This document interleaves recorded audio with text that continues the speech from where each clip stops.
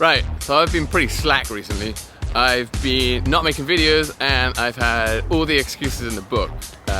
Too busy with the baby, too tired, loads and loads. So I thought from now on, I'm gonna try and make a promise to myself to post up at least one video per week. And hopefully, in the future, I want to increase this to maybe 2 a week. Who knows, it might even go to every day. But at the minute, not enough videos and I'm wasting my time with silly excuses. So I have come out here to, you can see it's a lovely sunny day, and make a video. Alright, so for this week's video, I am going to do something which a lot of expats have done this, a lot of people on YouTube have done this. Anybody who's moved to another country always does, there's a couple of classics, and I don't think it's copying because everybody's experiences are different, right? But this is how China has changed me and how different I've become now. So there's some obvious ones.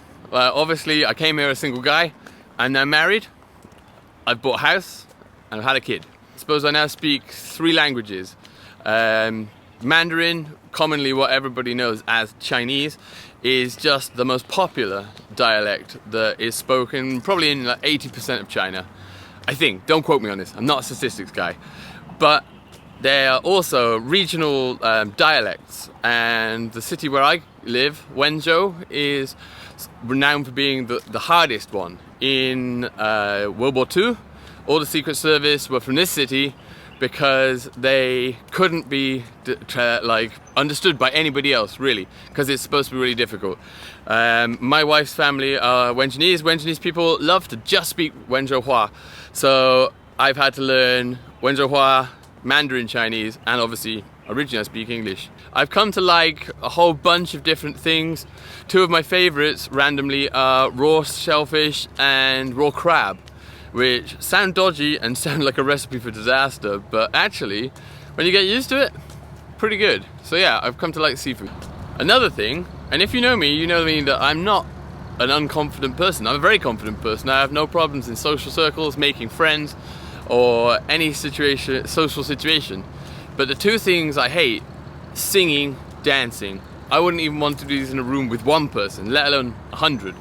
And when you come to China, especially if you work in schools, kindergartens, the kindergarten I work in currently is a classic example of this. You have to dance with the children every day. So you're dancing with like 200 kindergarten students, sometimes on a stage in front of everybody. Sometimes you have to go out there and lead the dance. You have to sing along with them. There's lots of opportunities in China where you just have to be in front of people. At first, I would resist really hard against any of this. Now, hey, can you teach the children how to "We Will Rock You" by Queen? Yeah, no problem, whatever. Dragon boats. Next weekend is the Dragon Boat Festival. These guys will be racing up and down the river, and there will be literally hundreds of these things.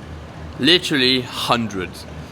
I've been lucky enough to compete as a participant in one of these boats, and it's not for the faint-hearted. Really is not. It's like a Chinese version of the Oxford-Cambridge races, but just lots more boats and teams from everywhere. I started speaking really simple English sometimes, because over here you get there's a lot of people that speak very good English, but they can learn all they want in university or from speaking just to foreigners here and there, but they never learn slang, and they don't, obviously with it being a different culture, they have a different way of looking at things. So sarcasm, I'm a really sarcastic person. You try and use sarcasm with them and you usually get either an unwelcome response or just a blank stare, because they have no idea. And so I find myself you find yourself having to, instead of using like colloquial phrases or stuff that you would regularly be able to just roll out with your friends, you start having to say like simplified versions of English to get them to be able to understand. So when you speak with your friends, it's alright, but once you've been doing it for long enough, and I've been here 3.5 years, so you start then speaking like this with your friends. Something we call Chinglish. Chinglish is Chinese style English. Like, you get the meaning, you know what they mean, but it's not 100% grammatically right or something. And then this spills over into your English, and you start speaking Chinglish with everybody else. I don't know what you call it, maybe your weirdness point, but the point at which I find things weird now, I think is probably a lot higher than for most people. When you first come to China, everything's so bizarre and so different that you're like, oh my god, look at that.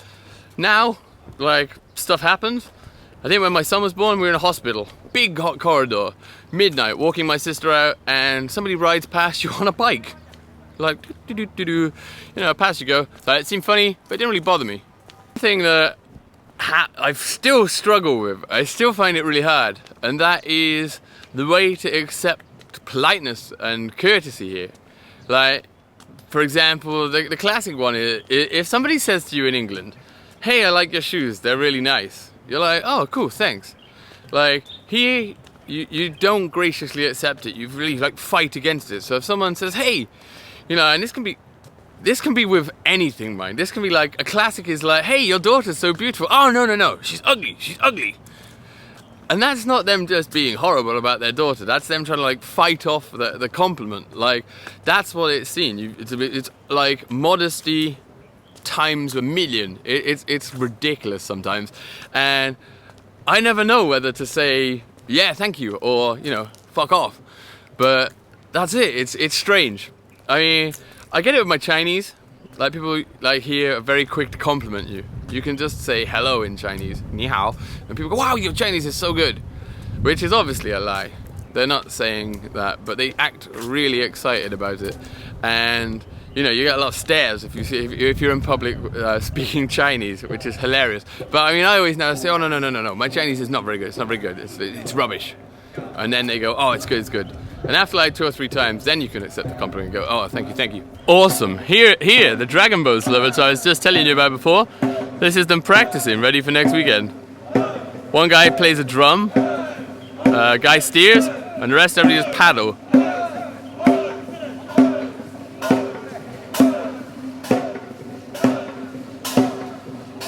That right there, although not looking very hard, is actually ridiculously hard. I kept hitting the paddles of the guys in front and behind many times, and they get really funny about it.